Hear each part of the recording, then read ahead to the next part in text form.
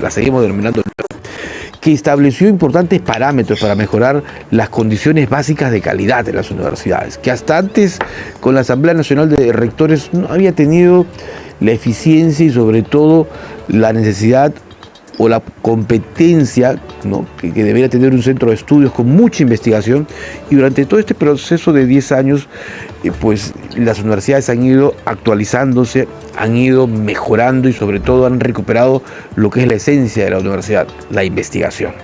Y por eso vamos a conversar esta mañana con don Enrique Vázquez, que es el rector de la Universidad Autónoma del Perú, porque hay importantes, como decíamos, desafíos en la educación superior del país y hay importantes propuestas también para mejorarla y para seguirla adaptando a los estándares internacionales. Doctor Vázquez, ¿cómo está usted? Muy buenos días. Muy buenos días, Ricardo. ¿Hacia dónde debemos apuntar? ¿Hacia dónde debe apuntar la educación superior en el Perú? Yo creo que la educación superior siempre tiene que estar sintonizado con el comportamiento de los mercados, tanto locales como globales, porque las universidades como los institutos técnicos superiores tienen que conversar directamente con las necesidades de estos sectores productivos de un país. Y por ello, por ejemplo, escuchamos en la entrevista anterior qué importante es formar profesionales que estén vinculados a la agroindustria, minería y aquellos sectores que sean los motores del crecimiento. Por ello es que las condiciones básicas de calidad son las condiciones básicas que obligan a las universidades a buscar esta sintonía entre la oferta y la demanda. Correcto. Y es por ello que se procede a un licenciamiento, que es la que se encarga la SUNEDU y que, digamos, ha mejorado los estándares de calidad de las universidades peruanas. En todas, ¿ah? En todo. El tema del licenciamiento es importante porque se impone, y eso es bueno, una cultura de calidad y sobre todo de estándares, ¿no? Porque antes, evidentemente, por iniciativas o intereses se creaban las carreras o las facultades, pero ahora estableciendo estándares mínimos obliga al que somos responsables en la formación de profesionales y ciudadanos, establecer unos mínimos para poder asegurarles al joven que va a poder ser productivo y sobre todo competitivo en los mercados. Ahora, pero así como estamos avanzando, doctor Vázquez, hay también carreras que van perdiendo un poco vigencia o que van quedando obsoletas con el tiempo, ¿no? Exacto. Debido, por ejemplo, a la inteligencia artificial, ¿no?, digamos, al desarrollo que se está teniendo en el mundo. Exacto, justamente. Y se crean nuevas también. Sí, justamente nosotros en la Universidad Autónoma del Perú estamos haciendo un cambio estratégico porque estamos haciendo lo posible para que la currícula converse con con dos elementos importantes: la transformación digital y la necesidad de cimentar valores. Porque podemos formar profesionales que sean muy eficientes, muy eficaces, sumamente productivos, pero si sus decisiones están reñidas contra la moral y la ética, no estamos formando ciudadanos de bien. Entonces, sí es importante que las carreras estén sintonizadas en los tiempos actuales. Por ejemplo, inteligencia artificial, la ciencia de datos, todo lo que significa blockchain, machine learning, elementos básicos que ahora ya no solamente era de exclusividad de los ingenieros de software, de sistemas, sino también abogados, psicólogos, economistas, administradores tienen que dominar todas estas herramientas. ¿Para qué? Para aumentar justamente su productividad y esa productividad impacte en los sectores empresariales o de producción. Más del 40% de docentes requiere actualización digital, ¿no? Porque, claro, la tecnología va avanzando, ¿no? Ya, digamos, antes probablemente eran los médicos los únicos que se actualizaban, pero ahora todas las profesiones requieren actualización y mayor capacitación. Exacto. Hay dos cosas importantes. Hay que brindarle disponibilidad de los recursos tecnológicos y capacidad de uso de esos recursos tecnológicos. Porque uno puede tener, por ejemplo, lo que sucede en común ciudadano, puede tener un celular con miles de funciones, pero usa no más del 2.5%. Igual, tenemos que brindar a nuestros docentes, sobre todo de los colegios y de la educación superior, brindarle acceso a las herramientas, pero sobre todo mejorar la capacidad de uso. ¿Cómo llegan los chicos a la Universidad Autónoma, por ejemplo, los que logran ingresar? ¿En qué condiciones llegan? ¿Es necesario que pasen, digamos, por una academia preuniversitaria que los actualice? Bueno, en general, los jóvenes que terminan secundaria terminan con unos déficits preocupantes en lo que es comprensión lectora, manejo de matemáticas, habilidades blandas y el tema del inglés.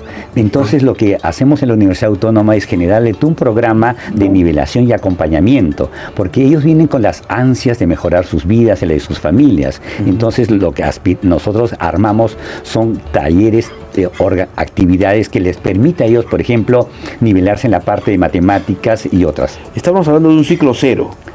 ¿no es cierto?, que les permita justamente lograr... Son los previos para iniciar su ciclo. ¿Por qué, digamos, hay un margen, una diferencia entre el colegio y la universidad, cuando debería ser continuo? Exacto. Ahí creo, y muy bien, el plan de desarrollo educativo peruano que se acaba de aprobar, ¿no? Tiene que haber mucha sintonía entre todos estos eslabones de la educación inicial, la primaria, la básica y la superior. Entonces nos falta todavía, yo diría, compartir información para que no haya asimetría de información, porque a veces los jóvenes pueden terminar inclusive con una concepción de carreras que para ellos les gustaría realizar, pero el mercado te está diciendo, oye,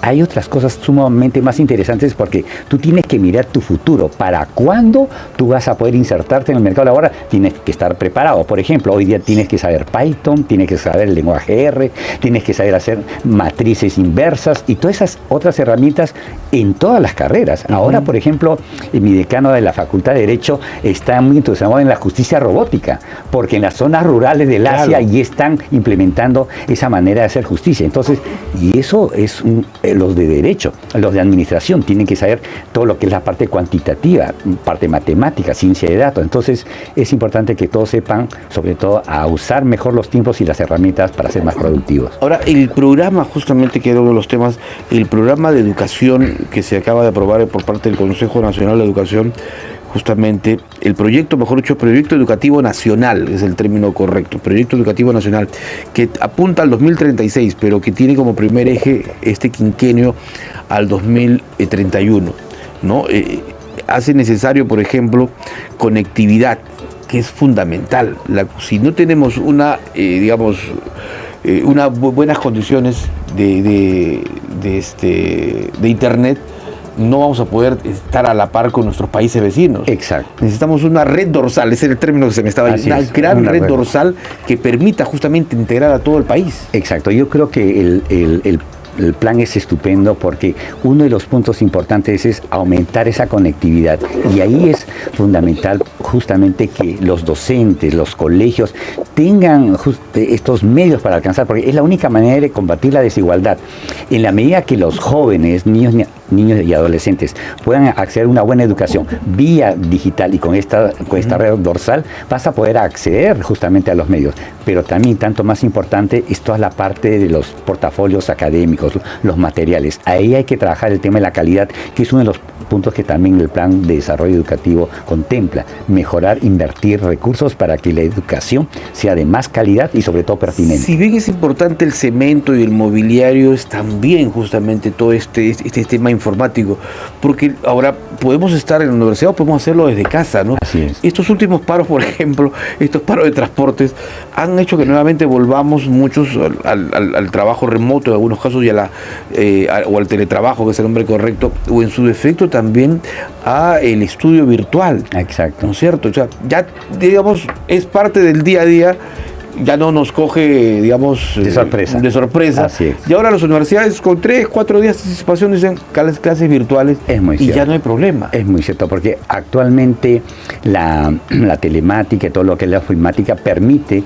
justamente usar estas herramientas para poder seguir produciendo, inclusive hasta mayores logros, ¿no?, que lo que se espera, ahora, tanto en el sector educativo como el productivo. En el caso de ustedes, que recogen 11 distritos de Lima Sur, ¿no es cierto?, cuyo nivel socioeconómico en muchos casos es C y D. Exacto. ¿No es cierto? Es gente que está cerca de la pobreza y dentro de la pobreza. Pero que aspiran a mejorar sus vidas. Claro, pero ahí va yo. Justamente esa gran herramienta que nos va a retirar, nos va a sacar de la pobreza, es la educación. Exacto. Si un país sin educación no va a tener seguirá quizás con grandes ingresos económicos, con una macroeconomía importante, muy bien vista afuera, como ocurre con el Perú, pero con amplias diferencias socioeconómicas. Así es. Mientras gente que tiene mucho dinero y gente que no tiene prácticamente nada. Entonces, esa brecha la podemos, cubrir con la educación.